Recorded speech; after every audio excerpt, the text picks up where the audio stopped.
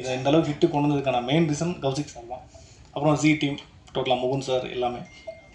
அடுத்து கனியனை ரொம்ப சப்போர்ட்டிவாக பண்ணி கொடுத்து அவ்வளோ பெரிய ஹிட்டுக்கு மெயின் இன்னொரு காரணம் ப்ளஸ்ன்னு பார்த்தா மியூசிக் கிளைமேக்ஸ்லாம் மியூசிக் தான் மெயினாகவே இருந்துச்சு. இப்படின்னு ரொம்ப நன்றி. அப்புறம் சப்போர்ட்டிவ் ஆர்டிஸ்ட் எல்லாத்துக்கும் ரொம்ப நன்றி. அப்புறம் என்னோடய டைரக்ஷன் டீம் கோடைரக்டர் விஸ்வா அவங்க பசங்க எல்லாமே ரொம்ப சப்போர்ட்டிவாக பண்ணி கொடுத்தீங்க. அது இல்லாமல் ஷார்ட் டைமில் ஒரு 20 டேஸில் பண்ணோன்னு எல்லாத்தையும் ரொம்ப டார்ச்சர் பண்ணியிருப்பேன். எல்லாத்துக்கும் ரொம்ப சாரி. அதே மாதிரி ஒரு சில மிஸ்டேக்ஸ் இருக்குது. நான் நெக்ஸ்ட்டு ப்ராஜெக்ட்ஸில் கொஞ்சம் அதை கரெக்ட் பண்ணிக்கிறேன். ரொம்ப நன்றி. தேங்க்யூ. அடுத்ததாக நாம் பேச அழைக்கிறோம். வீசும் காற்றில் விரிந்த சிறகை கிழித்தெடுக்கும் பறவை போல ஒரு அழகான உற்சாகமான நடிப்பு. தமிழ் திரையில் தடயம் இவருக்கு ஒரு நல்லதொரு நடிப்பில் அறிமுகப்படுத்தப்படும் படமாக அமையும் புது வெப் சீரிஸாக அமைந்துள்ளது. புது நம்பிக்கை தமிழ் சினிமாவுக்கு தந்த ஆந்திரத்திலிருந்து வந்திருக்கக்கூடிய ராஜ் கிரண் தாஸ்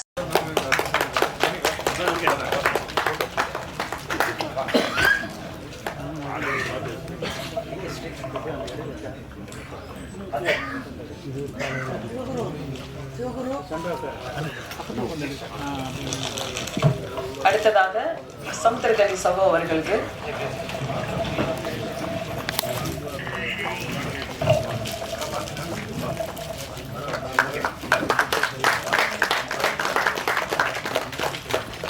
ஐயா அழகன் தமிழ்மணி அவர்களுக்கு சமுத்திரகனி சகோவும் கௌஷிக் அவர்களும் சேர்ந்து கொடுத்தா நல்லா இருக்கும் நினைக்கிறோம்.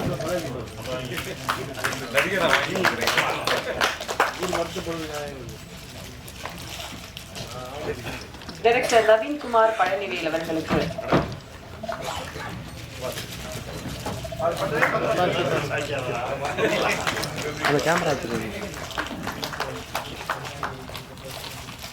அடுத்ததாக ராஜ் திரன்தாஸ்.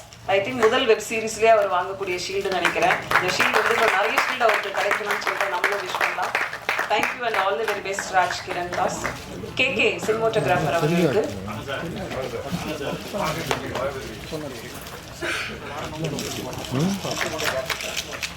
இசையமைப்பாளர் விபின் பாஸ்கர் அவர்களுக்கு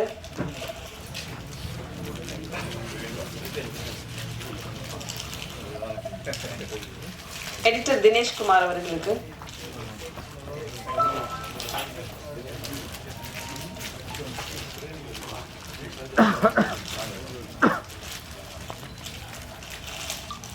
பிரேம்குமார் ராஜேந்திரன் அவர்களுக்கு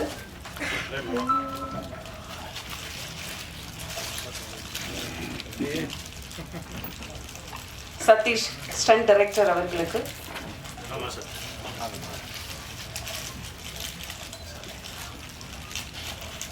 சுந்தர பாண்டியன் அவர்களுக்கு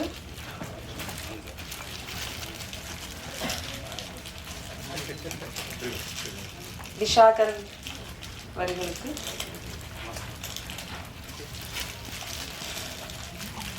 டிஐ நவீன் சபாபதி அவர்களுக்கு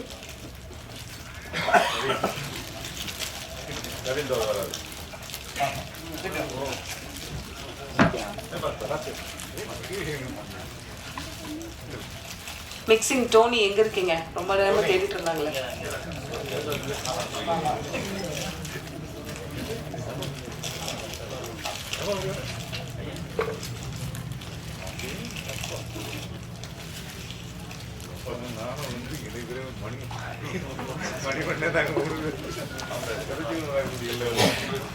வீரபாபு காஸ்டியூமர்.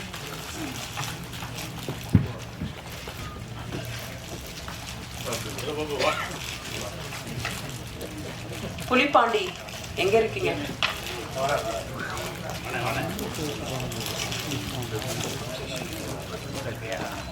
கொற்றவை அவர்களுக்கு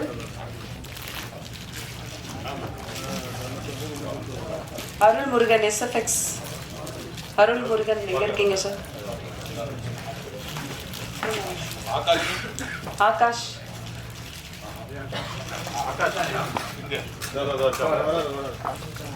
யாரு பேர்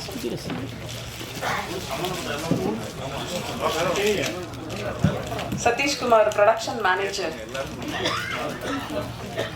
பேர் மாத்திருந்தாலும் பரவாயில்ல கொடுங்க.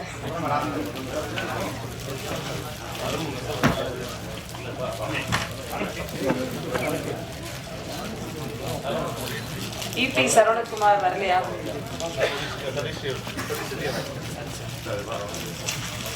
அவர்கிட்ட நீங்கள் வாங்கி கொடுத்துருங்க sir. Anand Joseph Raj, finance consultant. ஒரு வெற்றிக்காக தான் ஏங்கி கிடக்கு. இந்த வெற்றி ரொம்ப ரொம்ப ஆழமாக உள்ளே போய் மனசுக்குள்ளே நிறைய விஷயங்களை சரி பண்ணிடுச்சு, அப்படி தான் சொல்லணும். எப்போவுமே சேனலில் இருக்கிறவங்க சொல்லவே மாட்டாங்க வெற்றியை. நல்லா இருக்கு, நிறைய நம்பர் வந்திருக்கு, உண்மையிலே இதுதான் அப்படின்னு சொல்லவே மாட்டாங்க. முதல் முறையாக ஒருத்தன் சொல்லியிருக்கேன், அதுக்கே ரொம்ப சந்தோஷமாக இருக்குது. என்னென்னா கிட்டத்தட்ட நான் 3000 எபிசோட் டைரக்ட் பண்ணியிருக்கேன் ஸ்மால் ஸ்க்ரீனில். 3000 எபிசோடும் வந்து வாலில் வெடி வச்ச மாதிரி தான் ஓடிக்கிட்டு இருக்கோம். அப்போ வரைக்கும் இது ஜெயிச்சிருச்சுன்னு சொல்லவே மாட்டாங்க. இல்லை இன்னும் கொஞ்சம் இருந்திருக்கலாம், இன்னும் கொஞ்சம் மேலே போயிருக்கலாம், இப்படியே தான் பேசிக்கிட்டு இருப்பாங்க. ஒரே ஒருத்தன் மனசார இன்னைக்கு சொல்லியிருக்கான், ரொம்ப சந்தோஷமாக இருக்குது. முழுக்க முழுக்க கௌசிக் மேலே வச்ச நம்பிக்கை தான் இந்த படைப்பு. என்னென்னா கௌசிக் வந்து ஒரு 10 நிமிஷம் தான் இந்த படைப்பை பற்றி சொன்னார். சர்ரா தம்பி, எனக்கு நாளைக்கு இல்லை நாளை கழிச்சு எப்போ ரெடி ஆகுதோ எனக்கு ஸ்கிரிப்ட் அனுப்பிச்சிருங்க, நான் ஒரு வாட்டி படிச்சிடுறேன் அப்படின்னா. இப்போ வரைக்கும் அனுப்பலை. அண்ணே 4 எபிசோட் ரெடியாக இருக்குண்ணே, இந்த மீதி 2 வந்தோடனே உங்களுக்கு நான் அனுப்பிச்சிடுவேன். இதையே சொல்லியிருந்தாங்க. ஒரு முறை நம்பிட்டோம்னா அதுக்கப்புறம் கண்ணை மூடிட்டு பின்னாடி போயிடணும். அங்கே போயிட்டு ஒரு சமயக்காரன் தான் இருக்கணும், அப்போ தான் அந்த சமையல் நல்லாயிருக்கும். ஆளாளுக்கு போய் உப்பள்ளி போடக்கூடாதுல்ல. அதனால் பேசாமல் சரி ஓகே என்னமோ செய்கிறாங்க, சரி சரியாக செய்கிறாங்க, அது வரைக்கும் சந்தோஷம் அப்படின்னு சொல்லிட்டு பின்னாடியே போனது தான். கண்ணை மூடி முழிக்கிறதுக்குள்ளே ஒரு பெரிய ஒரு வெற்றியை பார்க்குறதுன்றது இறைவன் கொடுத்த சக்தி. என் தம்பி கௌஷி, என் தம்பி அஜய், நவீன், இன்னும் இதில் உழைச்ச கேகே சார், எல்லாருக்குமே இந்த வெற்றியில் பங்கு இருக்குது. அந்த குட்டியோண்டு லென்ஸ் வச்சு பார்த்த அந்த சார் அவ்வளோ ஆழமாக மனசில் பதிஞ்சிருந்தார். அவர் தான் கதையோட டேர்னிங் பாயிண்ட்டே. ரொம்ப சந்தோஷமாக இருந்தது. எல்லாத்தையும் திரும்ப பார்க்க நான் தான் சொன்னேன், டே எல்லோரும் திரும்ப சந்திச்சிருவோம் போல, நீ எங்கே இருக்க, நீ வருவியா, நான் வந்துடுறேன் அப்படின்னு சொல்லி தான் சந்தித்தது ரொம்ப மகிழ்ச்சி. இதையெல்லாம் தாண்டி ஒரு அப்பா கிட்ட இருந்து பிள்ளைக்கு கிடைக்கிற அங்கீகாரம் இருக்குது பார்த்தீங்களா, அது மிக பெருசு. அது ரொம்ப சீக்கிரமாகவே அஜய் கிடைச்சிருக்குன்றது எனக்கு ரொம்ப பெரும் மகிழ்ச்சி. ஏன்னா ஊரெல்லாம் போய் ஜெயிச்சுட்டு வந்துடுவோம், வீட்டுக்குள்ளே மட்டும்தான் கிடைக்கவே கிடைக்காது. அந்த லுக்கே ஒரு மாதிரி இருக்கும். அனுபவிச்சிருக்கியா? எனக்கு எப்படி தெரியும் இதை பற்றினா, நம்ம அப்பான்னு ஒரு படம் பண்ணும்போது பெரிய பெரிய ஆளுமைகளை அவங்க அப்பாவை பற்றி பேச சொல்லி கேட்டேன், நீங்கள் பேசுங்க. அப்போது பிரியதர்ஷன் சார் சொன்னார், அதாவது எனக்கு வந்து சிபிஐயில் ஜாப் கிடச்சிருச்சு, அதுக்கு இன்டர்வியூ கூப்பிட்ருந்தாங்க. அந்த இன்டர்வியூ போகிற அன்னைக்கு தான் இங்கே பாசில் சார்கிட்ட அசிஸ்டன்ட் டைரக்டராக ஒர்க் பண்ண வர சொல்லியிருந்தாங்க. ஸோ அந்த இன்டர்வியூ போகிற பேப்பர் எடுத்து தலையணை கவருக்குள்ளே வச்சுட்டு நான் இங்கே போயிட்டேன். ஒரு வாரம் நான் ஒர்க் பண்ணிக்கிட்டு இருக்கேன். திடீர்னு ஒரு நாள் எங்கள் அப்பா வந்து வெளியில் உட்காந்துருந்தார். அந்த இன்டர்வியூ போனியா அப்படின்னு கேட்டார். இல்லை அது போனேன் வந்தேன் அப்படின்னு ஏதோ ஒன்று சொன்னேன், ஒன்றுமே பேசலை. அப்படியே நான் முறைச்சி பார்த்தாரு. இனிமேல் என் கூட பேசாத அப்படின்னு சொல்லிட்டு போயிட்டார். இதற்கு பிறகு கிட்டத்தட்ட 70 படம் டைரக்ட் பண்ணியாச்சு. ஊரே கொண்டாடுது, ஆனால் அப்பா மட்டும் பேச மாட்டேன்றார். ஸ்டேட் அவார்ட்ஸ் வருது, பேசலை. தேசிய விருதுகள் வருது, பேசலை.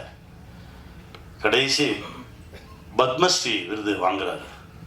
வாங்கிட்டு வீட்டுக்கு போகும்போது அதே அப்பா, சாரிடா நீ சரியான வழியை தான் தேர்ந்தெடுத்திருக்க அப்படின்னு சொல்லி தோளில் தட்டி கொடுத்தாராம். இது நடக்கிறதுக்கு 30 வருஷம் ஆச்சு அப்படின்னு. அந்த மாதிரி தகப்பன் ஒரு கனவுல இருக்கும்போது அந்த தகப்பன் கனவை பிள்ளைங்க ஈடுகட்டுறது ரொம்ப கடினம். அது இப்போ தம்பி அஜய் கிடச்சிருக்கிறது ரொம்ப பெருமகிழ்ச்சி, ரொம்ப சந்தோஷம். இந்த வெற்றி இன்னும் நிறைய தூரம் எங்களை இழுத்துட்டு போகும், நிறைய தூரம் கொண்டு போய் எங்களை நிறுத்தும். என் தம்பி முகுந்தனுக்கு நன்றி சொல்லணும். பேய் மாதிரி ஒருத்தன் இயங்கிக்கிட்டே இருந்தான் அந்த செட்டில். ட்ரெய்லர் ரிலீஸப்பும் வரல, ஜெயிச்சதுக்கப்புறம் வரல, எங்கடான்னு கேட்டால் இப்போ எங்கேயோ பக்கத்து மாநிலத்தில் அடுத்த படைப்பில் இருக்கான் அப்படின்னு சொன்னாங்க. ரொம்ப சந்தோஷமாக இருந்தது. பெரிய பெரிய ஆளுமையான இடம் அந்த தம்பிக்கு கிடைக்கணுன்றா. தம்பி கௌஷிக் கொடுங்க. அதுதான் சாரி, நடுவில் ஷாக் அடிக்குது. அவர் இங்கே இருக்கும்போது இருந்ததை விட பெரிய போஸ்ட்டுக்கு தான் இப்போ கொச்சினுக்கு அவர் அனுப்பியிருக்கோம். ரொம்ப மகிழ்ச்சி. இந்த வெற்றி இன்னும் நிறைய உரமாக இருக்குது. இன்னும் பல வெற்றிகளை கொடுக்கறதுக்கான ஓட்டத்தை தெம்பையும் கொடுத்துருக்கு. ஜெயிப்போம், திரும்ப திரும்ப சந்திப்போம், மகிழ்ச்சியை பகிர்ந்துக்குவோம், வெல்வோம். பிக்கெஸ்ட் ஹிட்ஸ் அதுவும் ஒரு வாரம் தான் ஆயிருக்கு. இன்னும் நாங்கள் பல வாரங்கள் அதை கணக்கில் எடுப்போம். ஆனால் அந்த ஒரு வாரத்திலேயே, இன்ஃபேக்ட் 2 நாளைக்கு முன்னாடியே 100 மில்லியன் ஸ்ட்ரீமிங் மினிட்ஸ் அப்படின்றது வந்து தடயம் அச்சீவ் பண்ணியிருக்கு. அதுவே ஒரு மிகப்பெரிய ஒரு சாதனை. இதுக்கு முன்னாடி பார்த்தீங்கன்னா நிறைய ஷோஸ் ரிலீஸ் ஆகிருக்கு. விலங்கு, அயலி எல்லாமே நீங்கள் பார்ட்டாக இருந்திருக்கீங்க. அந்த ஷோஸ் எல்லாம் என்ன அச்சீவ் பண்ணிச்சோ அந்த அளவுக்கு சில சமயம் அதுக்கு மேலேயும் கூட வந்து இது அச்சீவ் பண்ணியிருக்கு அப்படின்னு சொன்னால் மிகையாகாது. ஒரு வாரத்தில் மிகப்பெரிய ரெக்கார்டு இது. ஷேட்டரிங் ரெக்கார்ட்ஸ் அப்படின்னு சொல்லுவாங்க இல்லையா, அது வந்து தடயம் தான்.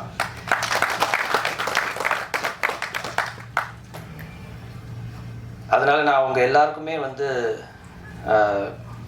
பெரிய ஒரு தேங்க்யூ சொல்லணுன்ற ஒரு நன்றி கடன் பட்டிருக்கேன். நீங்கள் இல்லைன்னா இது நடந்திருக்காது. அடுத்தடுத்து இன்னும் நிறைய வரப்போகுது. பட் இதை நீங்கள் கொண்டு போய் எப்படி சேர்க்கணுமோ அதை கொண்டு போய் சேர்த்துருக்கீங்க. ரொம்ப தேங்க்ஸ். இந்த தருணத்தில் பார்த்தீங்கன்னா மறுபடியும் மேடையில் இருக்கிறவங்க அனைவருக்கும் என்னோட நன்றி. ஒவ்வொருத்தரையாக சொன்னால் அது வந்து டைம் இழுத்துரும்.